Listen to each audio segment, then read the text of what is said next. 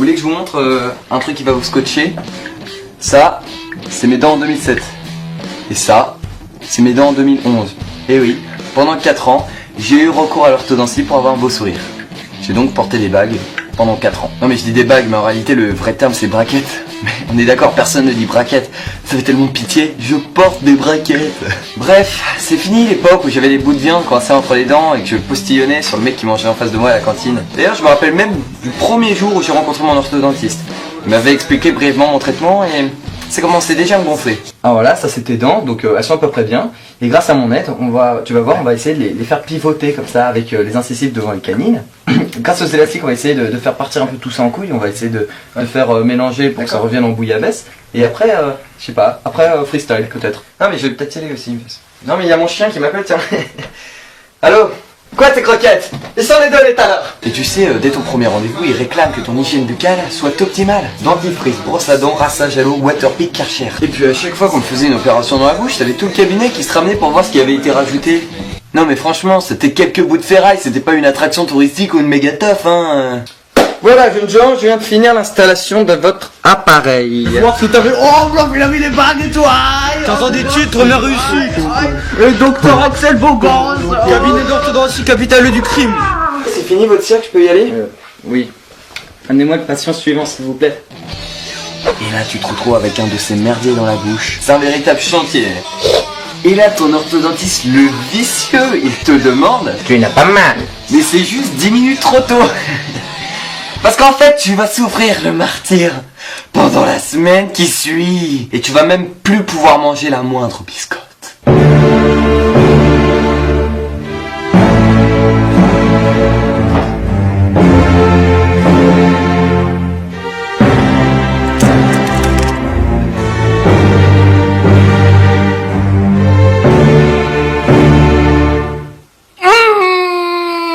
Donc vous l'aurez compris, à chaque fois qu'on revient d'un rendez-vous chez l'orthodontiste et qu'il vous a rajouté un truc ou resserré un machin, et ben on passe des nuits horribles.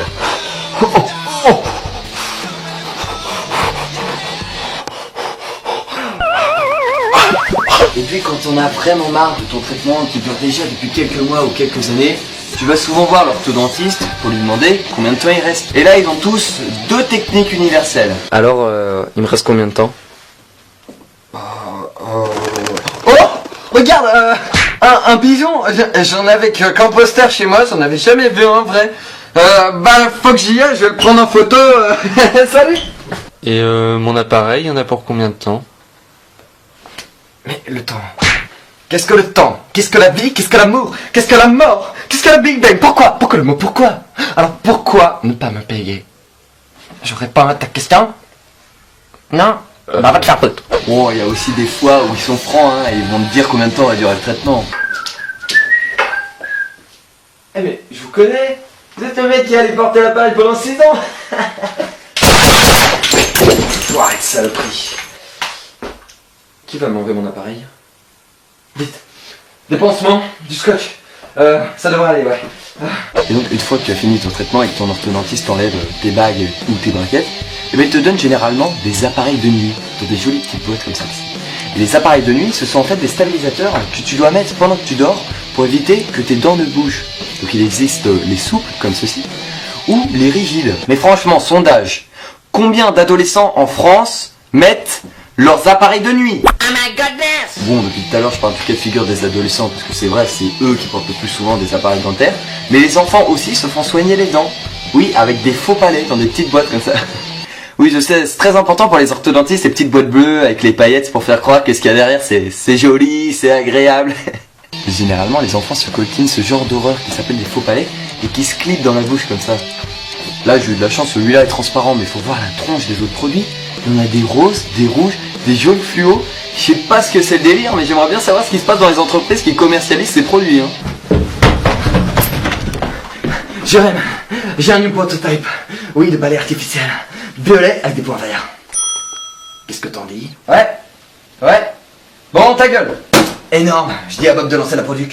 On va se faire de la thune sur ce coup-là. Et puis il y a un truc dont j'ai oublié de vous parler, c'est qu'avec l'orthodontie, il y a un énorme défaut, c'est que ça coûte extrêmement cher. Heureusement que la majorité des frais est remboursée, parce que sinon t'imagines... Donnez de l'argent pour payer mon appareil. Donnez de l'argent pour payer mon appareil, messieurs, dames, s'il vous plaît. Bonjour madame, un peu d'argent. Merci madame. Merci madame, moi aussi je vous aime.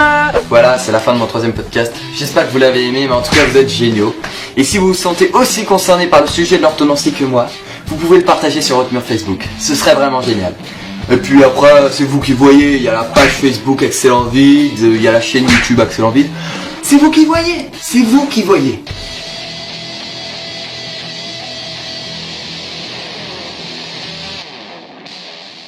Dernière chose, si tu ne veux pas avoir la colle rose dégueulasse qui te tombe au fond de la gorge et qui t'empêche de respirer au moment où on te fait un moule pour tes dents, ou que tu ne veux pas avoir à porter l'écarteur qui te fait passer pour un abruti devant toute la clinique d'orthodontie, ou encore que tu ne veux pas avoir un rendez-vous avec ton orthodontiste en plein milieu des grandes vacances, mon meilleur conseil, ne suce jamais ton pouce.